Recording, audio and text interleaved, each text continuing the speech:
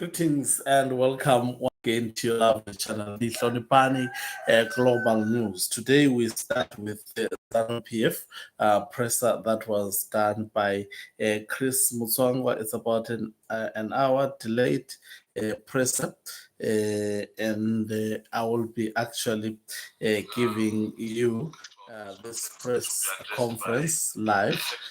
So let's actually cross. You will hear the voice of Chris Mutsvanga. Thank you again for this date. As usual, we value your patronage of what goes on in ZANU PF.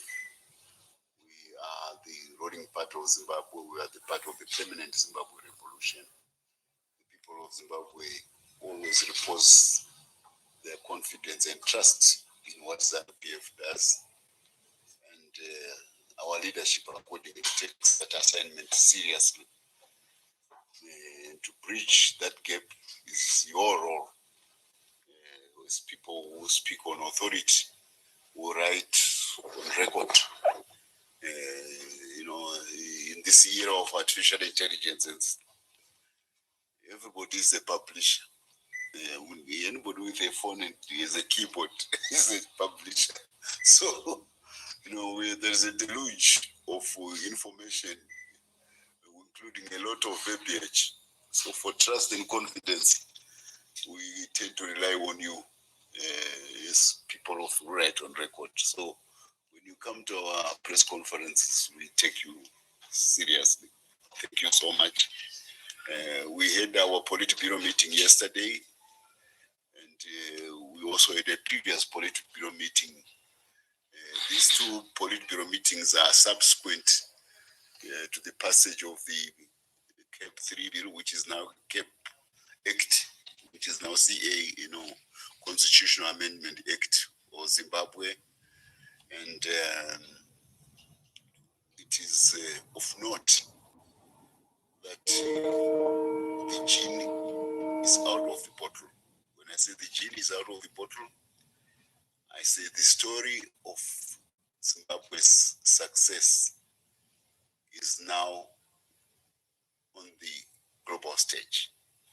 People were anxious whether we could handle this issue of a smooth handover within ZANU PF of the political systems.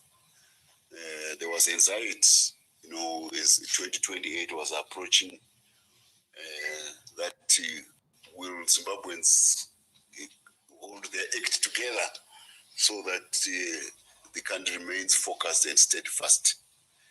And the passage of the bill addressed that issue in a definitive manner.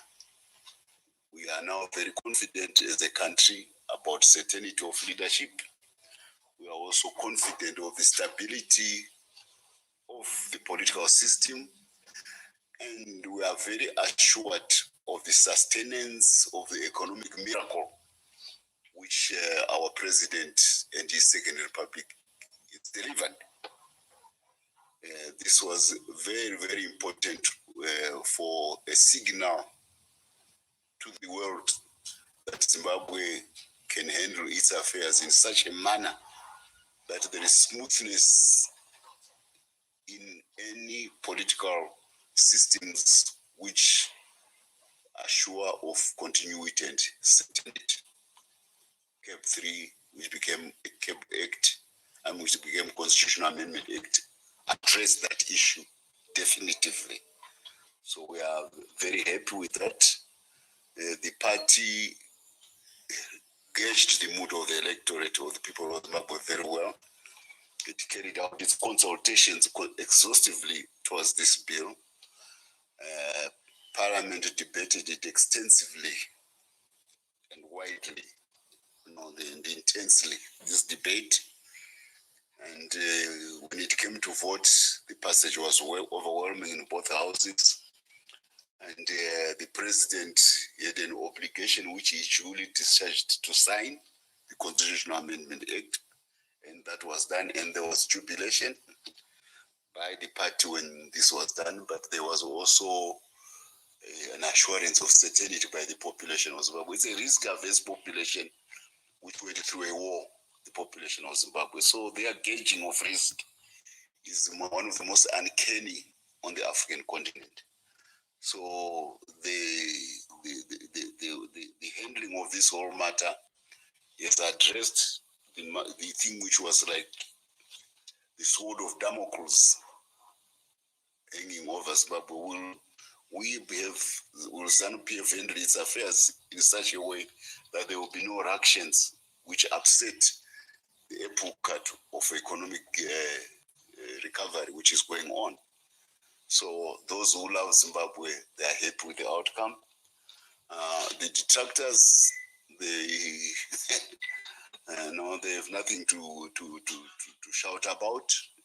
I think probably for detractors who always thought Zimbabwe would somehow be thrown off skelter, I say this is the end of Zimbabwean politics for the detractors. And with the end of Zimbabwean politics for the detractors, it is also the beginning of the Zimbabwean economic resurgence on a sustained scale by the country and our president, who is at his best metro when he's dealing with economic issues. Now he has got a whole pathway, a whole highway cleared for him to deliver prosperity to the people of Zimbabwe on a scale which is epic.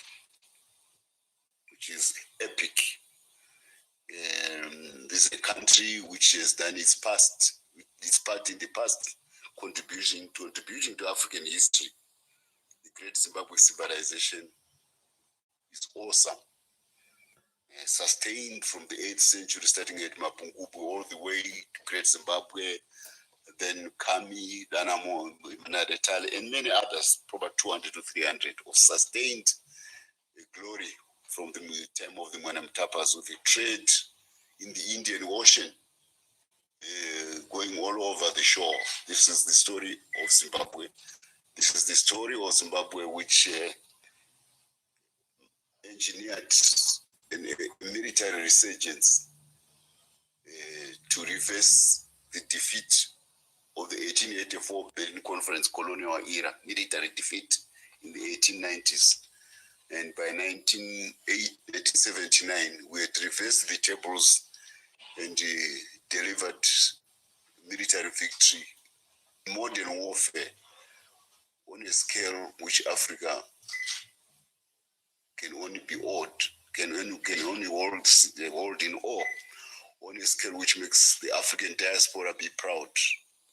And that's what the story of Zimbabwe is. We went through challenges of consolidation of independence from a fractured society in 1890. And the statecraft which was exhibited at that time is remarkable. It has become the poster child of conflict resolution by the United Nations, how you unite 3 warring armies into one army. And in this military resurgence, in this post-independent political consolidation, and this post-independent governance stability, there's one constant. It is the constant of Comrade Emerson Damso Mnangagwa. He is the one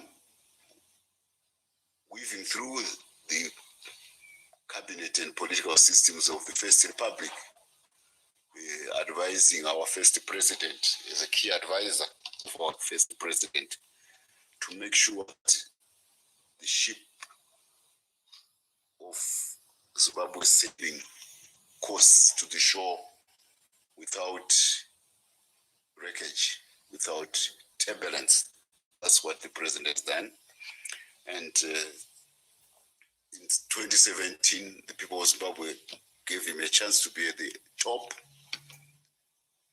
And again, he skillfully handled a very difficult situation as the First Republic hit turbulence. There was anxiety, there was even fear that things may go wrong, but somehow Zimbabwe coasted through, and we are where we are today with an economic resurgence which is confounding the world, to put it mildly. So in our meeting yesterday in the Politburo, there was unanimous expression of gratitude, of gladness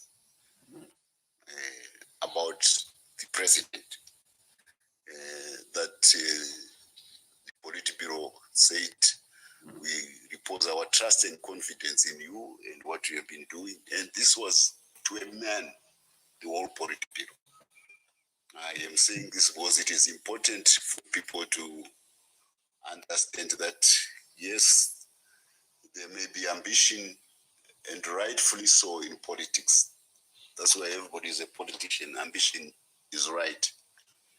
Yeah, and but there also is a time when ambition has to cave in to the realities of what the people want. If it is a democratic society, which is Zimbabwe, it's a democratic society, where the first ever liberation movement to accept elections as the baptism to power in 1980, even when we are on the verge of a military victory, we could even have said ballot to office, bullet to office. That's what we would have done in 1980, but we decided it's in 1979. But at the longest house, we said we are a ballot to office part, and we subjected our liberation struggle to the ultimate test of the vote, and we came out on top in the elections in 1980. So the democratic ethos of ZANU-PF are impeccable, and it is a great comfort that even when there are pretensions of ambitions in the party, which are rightfully the expectation of every politician, when finally a decision has been made, everybody falls in and supports the president. This is what we found in the Politburo yesterday. Everyone of Politburo members, all of them were behind the leadership of the president. Most important, there was a keenness by everybody to say, if we have got ideas about economic development as we proceed forward, which we may have had, and if they may look or sound better, we are going to be advising those ideas to the president, because he's now the man who has been given unfettered stewardship of the economic resurgence of Zimbabwe. So we are very happy that there is unity in the party, which is reflective of the unity in the country, and which is also now creating reverberation in the boardrooms of important economic players of the global stage. That's where Zimbabwe is. Just yesterday came the report from Citigroup, the second largest bank in the whole world. Yeah, there are four major banks: Wells Fargo, JP Morgan Chase. I forgot the other one now, I'm out of my head, but Citigroup is among the top 5. They are all American. Remember, if you are big, you have to be in America. It's the superpower of the world.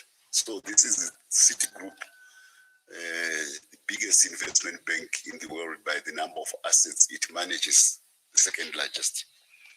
And their assessment, their analysts said Zimbabwe, which was epitomized by economic malfeasance, which everyone knows, we lost a currency in 2008. A country without a currency, it's a country is not mtupo. Mtupo wenyika unoita unite everybody. Kufurana kushungurana mhofu its currency.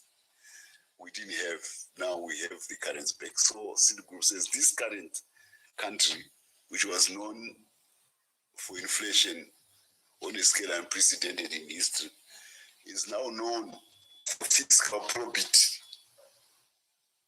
on a mouth-watering capacity. And our central banker here was touting the death of inflation in Zimbabwe. We are now in single digit. This is what Zimbabwe has done through the Second Republic of President Emerson Mnangagwa. So he's almost a magician, a turnaround magician of economics, if I can put it. He's made Zimbabwe the comeback kid of global business circles, and word has gone round. That's why the group can say that it's also good that erstwhile doubters and those who had misgivings about Zimbabwe, including the two foremost post-imperial powers, France and Britain, they have decided to become part of a package to address Zimbabwe's debt overhang. Remember, we are doing well on the calendar account. It's black. That's why everybody's got US dollars in his pocket, and you don't fear that tomorrow your currency will disappear. But we have this historical debt, some of it inherited from the colonial era, most of it, and a lot of it all the Western countries. So if we get France and Britain to join in the debt resolution of Zimbabwe, it's a good sign, because these are two countries which were prominent in the post-colonial reconciliation, which is necessary between Europe and Africa, France and Britain. So we welcome the fact that they are now part of the debt resolution. And the president also had a very, very busy schedule on the sub-regional stage. We had the handover of chairmanship of SADC to South Africa, and accolades were overflowing in Durban as to how Zimbabwe had shepherded SADC in such a way that the organization can now aspire to closer unity. After SADC in Durban, he went back to South Africa for what will probably go down as a historic binational commission between Zimbabwe and South Africa. I was there on the margins of business, but I also was able to follow what was going on among the ministerial delegations and later the heads of state, the two heads of state. You can't believe the camaraderie which exists between Zimbabwe and South Africa. It was palpable. You could touch it among the leadership. You could touch it among the government ministers, among the officials. You could touch it with the business community. There was a business council meeting which I attended, and I was one of the keynote speakers from the floor with nearly 400 South African and Zimbabwean business people, 2/3 of them coming from South Africa. And the whole discussion was animated as the South African business community began to understand the scale of the economic turnaround which President Mnangagwa has masterminded. When he's speculating to the South African business community that you can't miss the boat of Zimbabwe's economic resurgence. It's going to places where Africa has never been. And this was evident in that business council, which was addressed by both presidents, with President Cyril expressing particular adulation about what Zimbabwe has done. He was the advertiser, the chief advertiser of brand Zimbabwe himself, because he was acknowledging what his elder colleague from Zimbabwe has done to restore the economic and financial image of a country which everybody had thought was a pariah. We had become a case study of what is called state failure.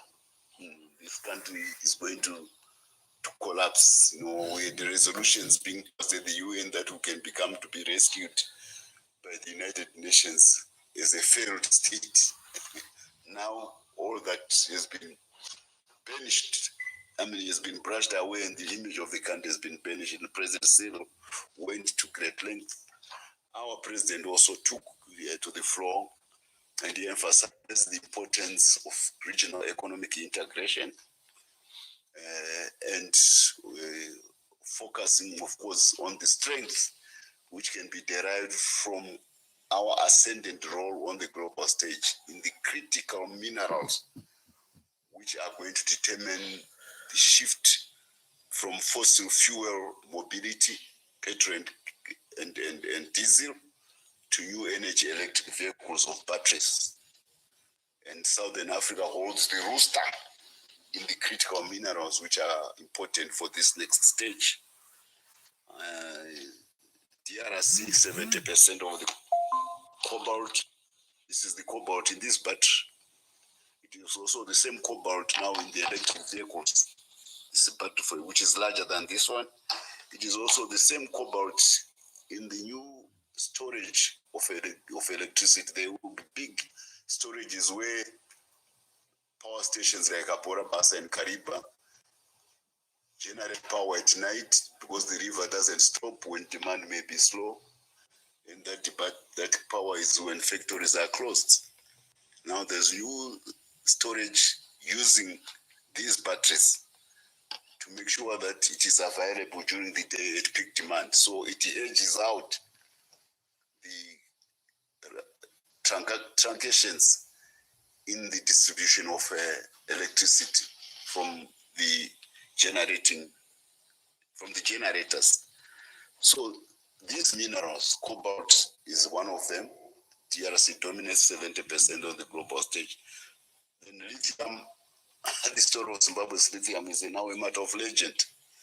We have top billionaires in Zimbabwe processing lithium on a level which no global south country has ever done, adding value to it.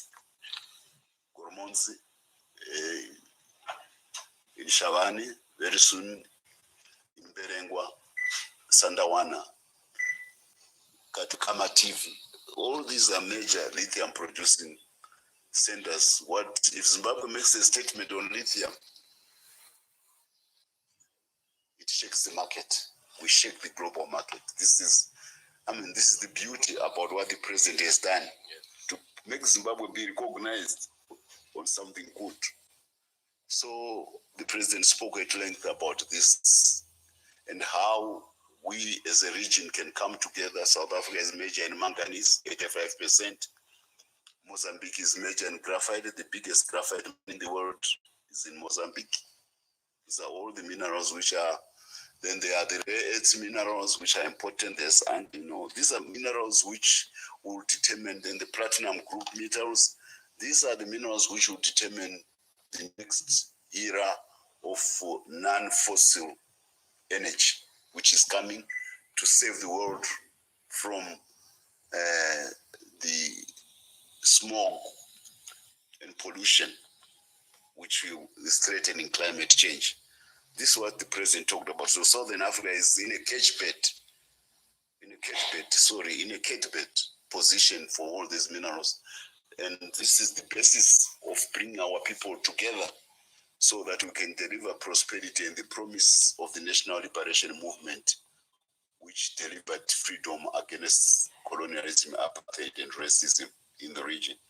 So these historical bonds were very much at play at the summit in South Africa, and there's a new appreciation by our neighbors in South Africa that Zimbabwe is going anywhere, and there's nothing as good as being voted in favor by your neighbor, more so a neighbor which is the number one continental economy of Africa, which is South Africa. Those kudos are very good. It means the risk perception of Zimbabwe is now being banished. We are now removing all the blemishes of risk perception, one after another. And what does it mean? It means capital will come to Zimbabwe in dollops, which may have never been imagined into Zimbabwe. And when you bring capital, you change people's lives. When you change people's lives, you give hope to the youth about the future. You create jobs. we are going to get to a situation where Zimbabwean goods and services will be produced by a very competent and educated labor force, which is very disciplined and will be up to scratch in terms of global quality, and they will find a ready market on the global stage. This is where the president is going. World-class goods made in Zimbabwe for the global market. So these are the things which the power party leader has been seized with. And now with CAP 3 out of the way, with the act now in place, he will be more focused. There are no more cobwebs. Yeah, and those with ambition, they can tuck it away for the time being and support the current leader. And that is already what is happening within the party. It is reverberating on the regional stage that the leadership of Zimbabwe is going to do well for the sub-region. So this is by and large what I wanted you to be abreast of, that we are in the era of the end of politics and the beginning of economics. This is where we are. Yes, there was the issue which people wanted to foist on SADC, which is the issue of Afrophobic xenophobia in South Africa. As a build-up to SADC and as a build-up of the Binational Commission, there was even some imagination with illusions about 31 July being a date where something cataclysmic was going to happen. Unfortunately, those illusions turned into delusions. 31 July came to pass. There was absolute peace in the land, in Zimbabwe. And the president had also deftly done something on the diplomatic stage. They were trying to set up Zimbabwe and South Africa as the two key economic players of the region against each other by unleashing this contrived weaponization of labor people in South Africa, poor people. So they were being set up against each other, and they wanted to create a backdrop where there will be acrimony between Pretoria, Tshwane, and Harare. Our president is an old hand in African politics. He has been around since the 1960s. He has seen through it all. And Zimbabwe steadfastly refused to be drawn into a slandering match against South Africa. We had to lay a steady and calming hand on our other African brothers further to the north in important countries like Ghana, like Nigeria, to say no. The issue which is being foisted on Africa is for Africans to shout at each other, so that attribute of divide and rule, continues to be the narrative. And in the end, Zimbabwe's diplomacy prevailed. In the Binational Commission, there was nothing about xenophobia between Zimbabwe and South Africa. At SADC in Cape Town, there was nothing about xenophobia. If there were issues, they were being dealt with in the right channels, in subtle ways, with the deft diplomacy of the president expressing himself even through cultural and traditional diplomacy. You will recall with King Damase from South Africa's Amapondo, paramount chief, the paramount king of South African traditional institutions. We had Misuzulu, King Misuzulu of the Zulu nation. He was here. They came to see the president of the Republic of Zimbabwe to remove the branding of that xenophobia from attribution to their tribes. They said, we represent the people in Eastern Cape who are being attributed with this Afrophobic xenophobia. We as the kings of that place, we have nothing to do with it. And when they did that, it took the steam out of those who wanted to promote this as as a divide and rule Rus against the Africans. They took the stink out of the xenophobia propaganda, and it was diffused. This is how President Mnangagwa uses his institutional memory of African politics from the time when he was young, when he was at its formation and he was scouring, he was moving Africa and all over Africa to be trained to become one of the pioneer freedom fighters of Southern Africa. He has been around for a long time. He has seen it through. The institutional memory is profound, and he has always been ready to use to proffer his wisdom to Mother Africa, our continent, so that guns can die in Rwanda and between Rwanda and the DRC and other places, so that minorities in Africa can identify with the whole societies, because we suffered the discrimination of the majority. We know the pain of exclusion as the majority. Now that we've gained majority rule, we are conscious that we should never burden minorities with the pain of exclusion also. That's why in Zimbabwe, we are so inclusive. Regardless of whether you came from Malawi or Mozambique or Zambia, we become inclusive. This is the template of our president, and he's pushing it on the African stage.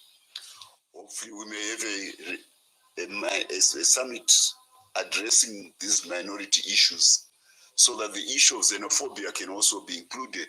But along, we want even those who may have been privileged before to feel that they are part of a new Africa, want the Afrikaners to feel that they are part of Africa. It's important. They play an important stage on the global, they play an important part on the global stage because of the privilege which they enjoyed in the past. They've influenced in Western capitals because of their origin as the Europeans from the colonial era. They've produced prominent players like Elon Musk, Kuzbeka, who graced the global economic stage, technology, space. These are important players. We want them to feel that they are part of Africa, and we want them to become avatars of bringing more capital to Africa, so that they can repay their debt to the continent which made them who they are. And when they do that, they make Africa's access to capital cheaper and more plentiful.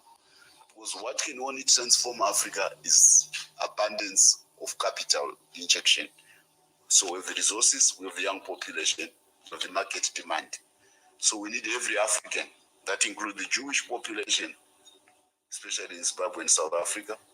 We want them to be feel part of Africa, regardless, of course, of the country of which they identify with Israel and some of its wayward policies. But them as societies within our and economic politics, we want them to be part.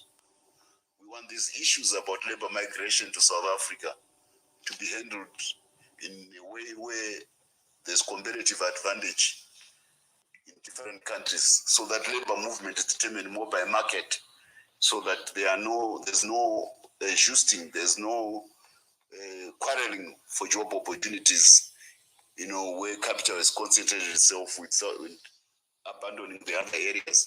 We want a more even special development in SADC, so that wherever you are, if there's economic advantage, there's also development, so that people move. Labor mobility does not happen ahead of capital injection, which is what has happened in South Africa. Labor is mobility. People have gone there for jobs when capital is not responding at the same pace. We need to reverse that. Capital must go first, then labor must follow. If we do that, we create a very smooth, productive economic activity environment for ourselves. So these are the things which our president stands for. And I'm saying them today because I told you, the passing of the act ended the era of politics. The passing of the act ushered in era of economics. That's what we are going to be firmly focused on economic development, because it is the economic development which is the salvation of Zimbabwe, which is also the redemption of Africa. Africa lost out in the allocation of capital because of the imperial and colonial era and minority rule. So we are lagging behind other continents. It is important we catch up. Of course, we also discussed at length the steel industry, of which the president again has been magical. Bringing in modern African steel industry on the center of a landlocked country. This is something which will go down in the annals of history. And the fact that South Africa now says we must integrate our two industries, the advanced fabrication and Zimbabwe is a raw material source for good quality steel. The president is very much aware of the importance of this sector, because steel is for nation building what food is to the body of a human being. So the president has addressed one of the most enabling aspect of modern national development, which is the creation of a steel industry. For historical fact, there is a continent they set up in steel collapsed because they wanted Africa to be vulnerable. They wanted sanctions to be effective. There comes Emerson D. Mnangagwa. He makes a magical revival of Zimbabwe's steel sector. This is epochal, I repeat. When we add it to the other things I mentioned about new energy electric vehicles, lithium, and all the minerals, the ingredients of the success of the region is assured, that our Africa will once again assume its rightful place on the global stage. And one of the green sprouts of that pleasing economic picture is Zimbabwe. We are there. And when it continue to go around, our airport shall be inundated with the business executives. Our mayors must get ready to receive various investors from all over the world. And the population must be psyched that there will be so much capital coming to Zimbabwe that we can be assured of sustained economic growth at not less than 10 to 15% for the next 2 decades, because of the political stability, which has been shown by how we handled the Constitutional Amendment Act issue. People can be assured that if I leave my money in Zimbabwe, I'll come back to Emerson Mnangagwa as president, and my money will be there. It will have done what it was supposed to do, and it will have kept value. And that weight is going around all over the world. And that will make a huge difference. This is what ZANU-PF stands for. This is what our Politburo was seized with. I said the era of politics is over. It is the era of economics. Politics is dead. I want to thank you so much. And I'm ready to entertain questions. Yes, there is. I'm just being reminded, Zimbabwe is now inundated with conferences of all sorts. People coming from all over the world to Victoria Falls for one quiz. Right now, there is a solar conference going on. There was big success in the mining conferences. There was this announcement that our PGM industry, we have Tarisa and Mondoro, Chekutu, starting on yet another lithium project, which will soon make Zimbabwe the critical mass to have its own refineries. So our mining sector is doing well. And there will be very soon, I think, an announcement about the reopening of a historic gold mine, which goes back even to the pre-colonial period, but which the colonials patronized. Its name is Globe and Phoenix in Kwekwe. For 100 years, this gold mine is one of the most continuously producing ever. So rich. So it had gone deep and technology had overtaken it. Now it is coming back from the slumber. There should be an announcement, and a tried and tested British investor who used to own Fred Rebecca is coming back. I had the privilege of introducing him to the president once again. He came here when it was the era of President Mugabe with Margaret Thatcher as Al Clough. You can get the name, Al Clough, British. He is coming to resume operations at Globe and Phoenix to bring back. Why am I saying these are indications of the green sprouts, shooting sprouts about where we are going. And these are projects which give Zimbabwe an international brand. They are not small, these industries.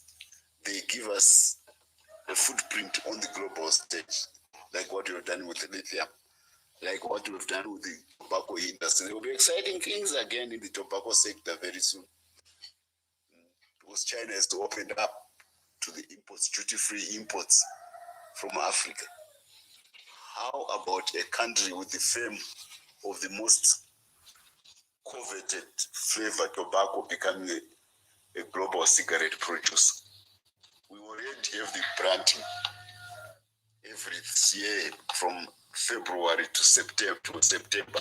The best cigarette makers in the world, they are in Harare, the biggest tobacco market, leaf tobacco market in the world. So we already have the reputation in that industry. But money is made in cigarettes. So this is where the big money is. This is a huge industry. I think it's more than 1 billion and several, $1 billion US. No more than that global. It's huge.